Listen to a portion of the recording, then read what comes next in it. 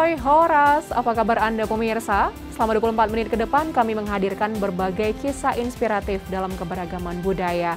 Saya Agnes Nambela, inilah Bingkai Sumatera. Di tengah pandemi COVID-19, gereja sebagai institusi agama hadir untuk membantu masyarakat dan pemerintah. Gereja Bethel Indonesia Medan Permai melakukan peran ini dengan melaksanakan vaksinasi bersama puskesmas setempat.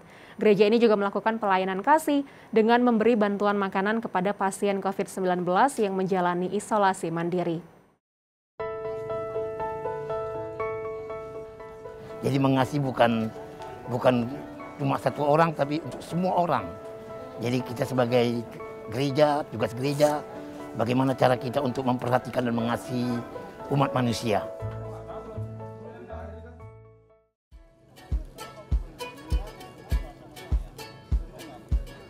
Peran pemimpin maupun institusi agama semakin dibutuhkan untuk menjadi bagian dari solusi pandemi COVID-19.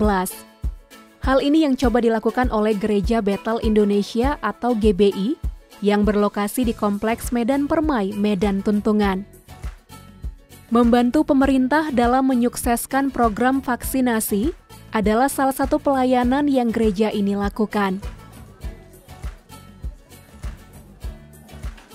Tagor Simanjunta merupakan warga Kompleks Medan Permai yang terbantu dengan adanya vaksinasi ini.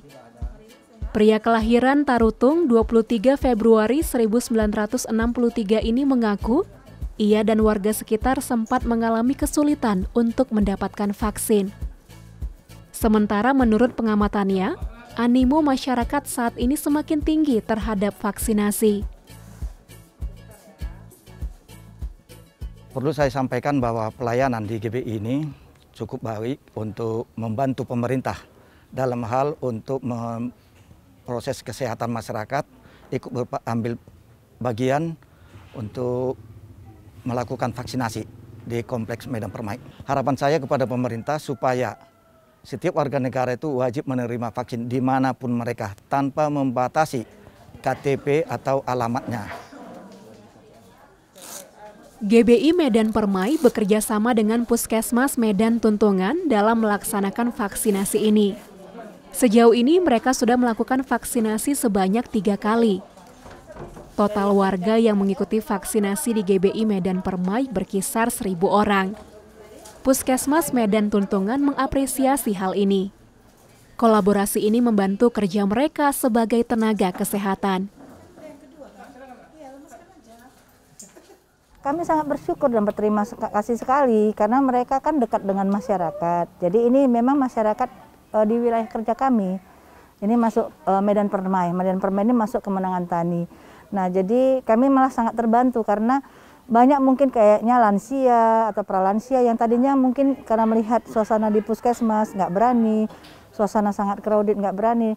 Kalau ini kan dekat dengan mereka sendiri, jadi mereka bersedia datang untuk divaksinasi. Jadi sangat membantu malah, membantu pemerintah dalam menangani pandemi ini. Mudah-mudahan kelompok rentan seperti mereka-mereka itu datang ke sini divaksinasi akan terhindar dari penyakit COVID-19. Tidak hanya melakukan pelayanan di program vaksinasi, GBI Medan Permai juga melakukan aksi-aksi kebaikan lainnya. Mereka kerap membagikan bantuan sembako kepada warga sekitar. Beberapa waktu belakangan, GBI Medan Permai juga memberikan makanan kepada para pasien COVID-19 yang menjalani isolasi mandiri. Antusias masyarakat sangat merespon karena ini sangat dibutuhkan mereka. Saya mengimbau kalau bisa semua gereja juga melakukan seperti yang kita lakukan. Nah, cuma kembali kepada gereja masing-masing. Dia punya respon nggak di masa pandemik ini? Dia punya respon nggak di masa untuk berbagi kasih? Karena ya kita nggak bisa. Ini memang tugas gereja sebenarnya. Di tengah persoalan pandemi yang tak kunjung usai, gereja hadir untuk masyarakat. Ini adalah wujud pelayanan kasih gereja sebagai institusi keagamaan kepada sesama manusia yang membutuhkan.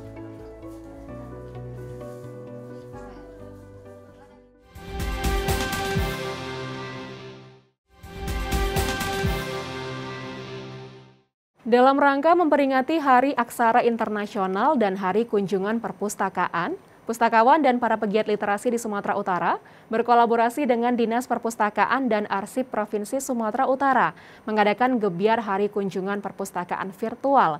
Acara ini merupakan upaya bersama meningkatkan minat dan kebiasaan membaca di masyarakat. Perjalanan manusia untuk menemukan aksara sebagai alat komunikasi telah dimulai sejak 8.000 tahun sebelum Masehi. Tetapi hingga tahun 1965, masih terdapat 350 juta orang di seluruh dunia buta huruf. Pentingnya literasi sebagai hak asasi manusia menjadi latar belakang munculnya peringatan Hari Aksara Internasional. Penetapan Hari Aksara Internasional merupakan buah dari keprihatinan UNESCO terhadap kondisi keberaksaraan masyarakat dunia. Kurangnya kesadaran beraksara dapat menjadikan kita buta huruf yang kemudian membuat kita tidak dapat membaca. Padahal kegiatan membaca dapat menambah ilmu dan pengetahuan yang sangat penting bagi masa depan. Menanggapi hal ini, para pustakawan dan pegiat literasi di Sumatera Utara berkolaborasi dengan Dinas Perpustakaan dan Arsip Provinsi Sumatera Utara mengadakan gebyar Hari Kunjungan Perpustakaan virtual. Kegiatan ini sekaligus memperingati Hari Aksara Internasional dan Kunjungan Perpustakaan.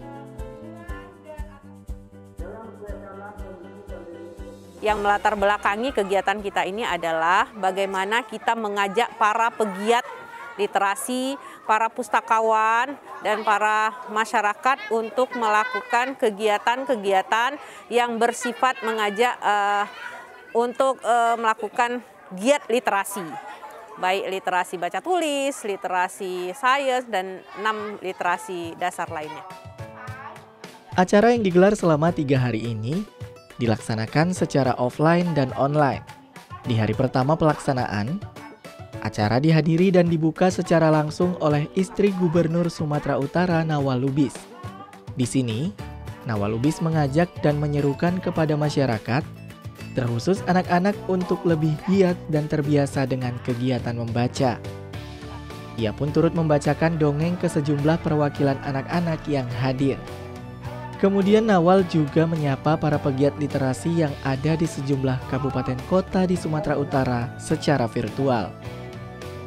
Gelaran ini tidak hanya menjadi seremonial saja, namun diikuti dengan sejumlah materi yang memberikan motivasi dan semangat bagi para pustakawan dan pegiat literasi dalam upaya meningkatkan minat baca masyarakat dan kunjungan ke perpustakaan. Seperti materi literasi keluarga, literasi masyarakat, literasi sekolah, bedah buku, belajar kecepatan membaca, dan membaca yang efektif.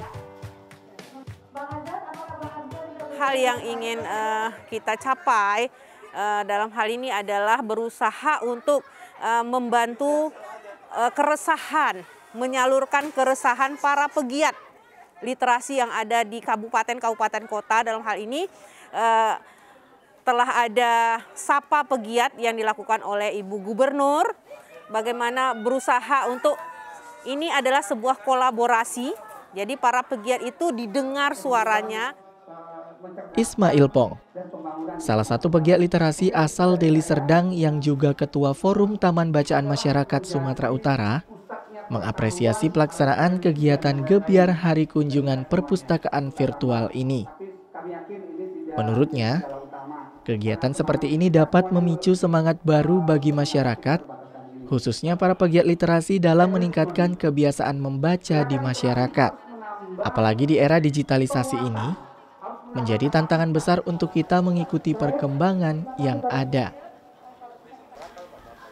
Hari ini menurut saya adalah ingin mengajak kegiatan yang baik, ingin mengajak semua publik ya, datang ke perpustakaan umum, datang ke perpustakaan daerah, taman baca, rumah baca, agar warga Sumatera Utara, anak-anak, masyarakat menjadikan perpustakaan sebagai pusat pengetahuan kita untuk maju.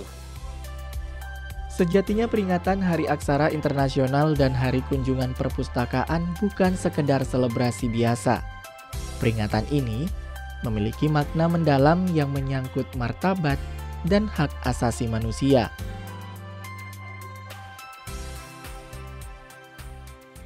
Menjadi salah satu daerah tertua di Sumatera Utara, Langkat punya potensi yang luar biasa.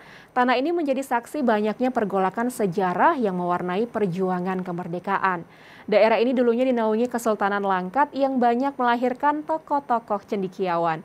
Lalu seperti apa jejak Kesultanan Langkat? Berikut liputan selengkapnya.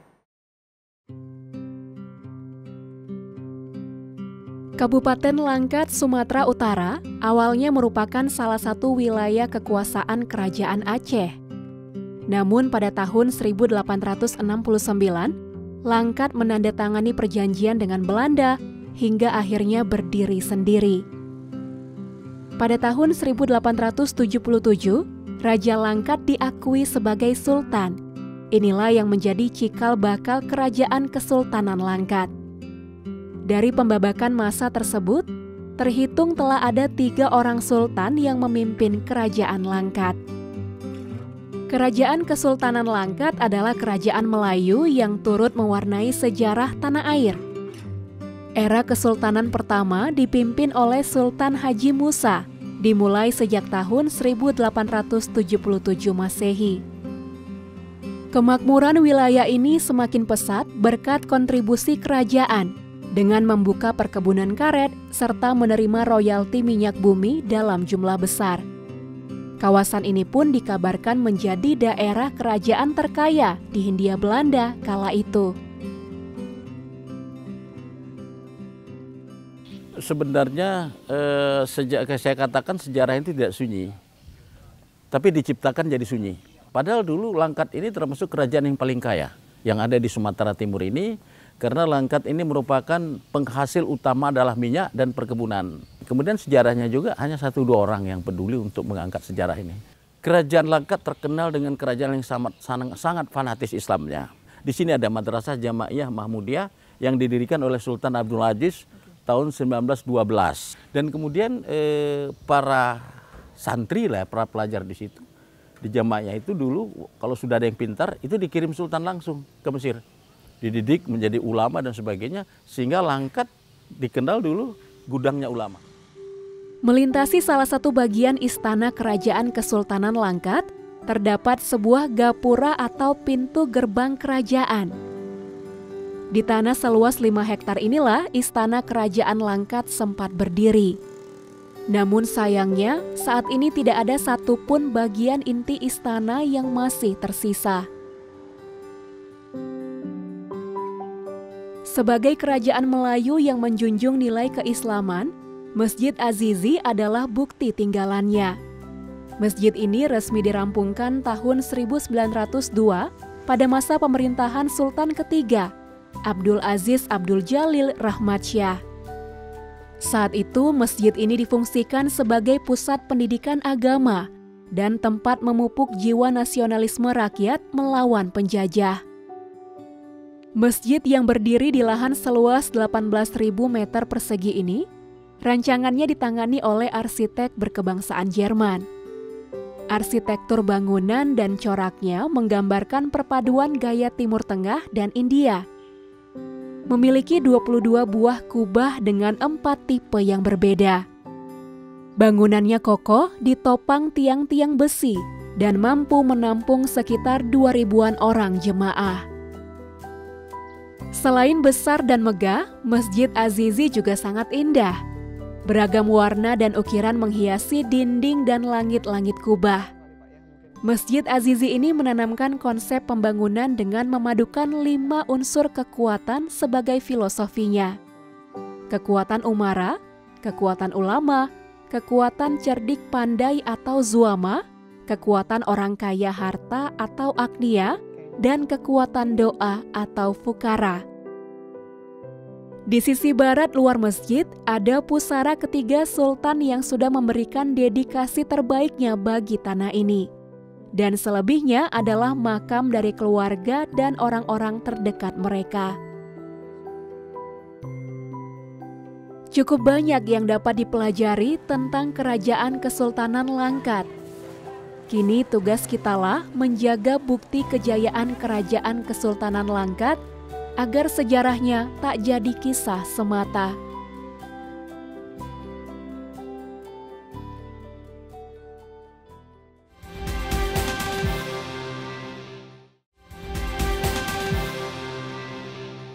Melihat industri kopi yang semakin maju, kini hampir seluruh petani yang tinggal di kawasan relokasi Siosar, Kabupaten Karo menanam kopi. Meski kualitas kopi mereka belum sempurna, semangat ini menjadi langkah awal untuk memajukan kopi Siosar. Belakangan juga muncul kedai kopi yang biji kopinya menggunakan kopi dari kawasan setempat. Kita saksikan geliat kopi Siosar dalam liputan berikut.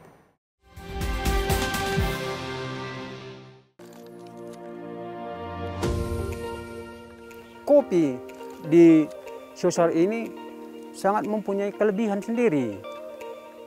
Kami bayangin dulu kopi nggak akan mungkin berbuah di sini. Ternyata atas berkat Tuhan, kopinya luar biasa. Ini beberapa lah.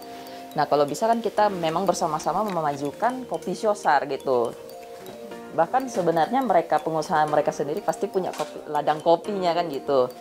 Ayo mari kita sama-sama kelola dengan baik ladang kopi itu, bersama kita majunya gitu.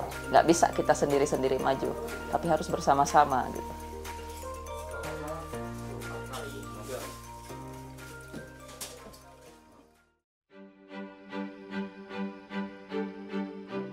Sudah hampir 6 tahun, Ulia Bagemin Ginting menetap di kawasan relokasi Siosar, Kabupaten Karo. Tahun 2015 lalu, ia dan keluarga beserta warga desa Sukameria yang terdampak erupsi Gunung Sinabung terpaksa pindah ke hunian ini untuk melanjutkan hidup. Sama seperti di kampung asalnya dulu, bertani merupakan aktivitas sehari-hari Ulia di sini. Di atas lahan seluas 1,5 hektar yang merupakan pemberian pemerintah, ayah dari 2 anak ini menanam berbagai jenis tanaman, salah satunya kopi. Kopi atau dalam bahasa Karo dikenal dengan kahua, merupakan komoditi utama yang ditanam petani Siosar. Bisa dikatakan, kopi menjadi harapan penyambung hidup mereka saat ini. Pada awalnya, Ulia Ginting dan para petani lainnya cukup kesulitan untuk membudidayakan kopi di lahan Siosar. Dulu, kawasan ini merupakan hutan produksi yang dipenuhi pinus. Petani kerja ekstra mengembalikan unsur hara tanah agar dapat digunakan untuk sektor pertanian. Belum lagi hama penggerek kopi kerap menjadi masalah bagi para petani. Di sini sering terjadi peralihan cuaca. Makanya bunga kopi nggak 100% dia jadi. Nah, itu tantangan utama dulu. Dan kedua, masalah pemupukan. Nah kalau di bawah kaki Gunung Sinabung dulu di desa kita sendiri, kita bisa mengasih pupuk hanya sekali setahun. Kalau di sini, bayangin 4 kali setahun itu diwajibkan. Kalau enggak, nah seperti kopi kita sendiri yang ada di belakang, kita kelihatan buahnya enggak maksimal. Kenapa? Karena terhambatnya ekonomi. Jadi belum seberapa yang kita harapkan untuk saat ini. Tapi untuk tahun yang udah kita lewatin, kopi di sini sangat padat sekali buahnya. Ditanam di ketinggian 1.500 sampai 1.600 mdpl, kopi Siosar memang menjadi incaran saat ini. Menurut Ulia Ginting, permintaan pasar akan kopi Siosar cukup tinggi. Harga jual gabah kopi Siosar saja berkisar Rp25.000 per kilogram, lebih tinggi dibanding kopi dari desa lainnya. Namun di tengah kesulitan ekonomi akibat pandemi COVID-19, petani belum mampu untuk memenuhi kebutuhan pasar. Ulia mengaku produksi kopi Siosar memang menurun selama pandemi ini. Ia dan para petani kopi lainnya berharap pemerintah Kabupaten Karo menaruh perhatian lebih untuk kopi Siosar saat ini. Jadi yang di sini untuk mengharapkan kemajuan dan pengembangannya terus, dan bagaimana sistem kerjasama kita antara masyarakat, sumber daya kita sendiri harus kita meningkatkan. Bagaimana bisa bersatu masyarakat yang di Siosar ini untuk menciptakan satu koperasi. Itu yang saya harapkan. Nah, koperasi itu harus berdiri supaya orang tidak bisa merajalela kemari untuk membeli dan membuat pasaran yang nggak benar. Nah, karena kita tahu bagaimana kopi Siosar sekarang. Munculnya kedai-kedai kopi yang memakai kopi lokal juga dapat mendukung kemajuan kopi Siosar. Balua Coffee adalah salah satu kedai kopi yang 100% menggunakan biji kopi dari Siosar. Ketika diseduh, kopi Siosar mengeluarkan aroma yang khas. Selain memiliki aroma spicy atau rempah yang umumnya ditemukan pada kopi-kopi Sumatera, kopi Siosar juga punya aroma floral. Karakter dan keunikan ini yang membuat Vince Everest, pemilik Balua Coffee, yakin untuk ikut mengembangkan kopi Siosar. Ia juga berperan sebagai prosesor. Vince membeli ceri kopi dari petani, lalu mengolah dan meroasting kopi sendiri.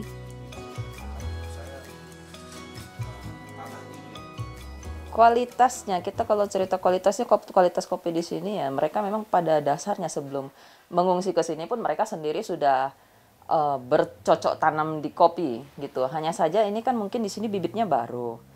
Jadi mereka bibit yang dahulu dengan bibit yang sekarang kan sudah banyak perubahannya ya, sudah melalui riset segala macam, cara merawatnya kan beda juga.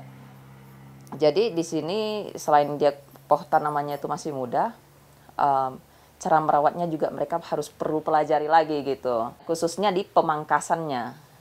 Kalau pupuk-pupuk itu nggak perlu, kopi kan nggak ribet, tapi pemangkasan. Karena mereka katakan, kami nggak pernah tahu itu apa itu pangkas di dulunya gitu. Tapi sekarang kalau tidak dipangkas, buah itu semakin sedikit gitu. Memang kuncinya kan pohon kopi ini, pohon pruning, pohon yang wajib dipangkas. Kalau nggak, buahnya itu habis dia. Warga Huntap Siosar yang merupakan korban bencana erupsi Gunung Sinabung kini bergantung pada komoditi kopi. Kopi merupakan anugerah sekaligus harapan baru untuk masa depan mereka. Geliat serius petani dalam budidaya kopi, dukungan pelaku usaha untuk menggunakan kopi lokal, sekaligus kepedulian nyata pemerintah berperan penting untuk mengangkat nama kopi Siosar.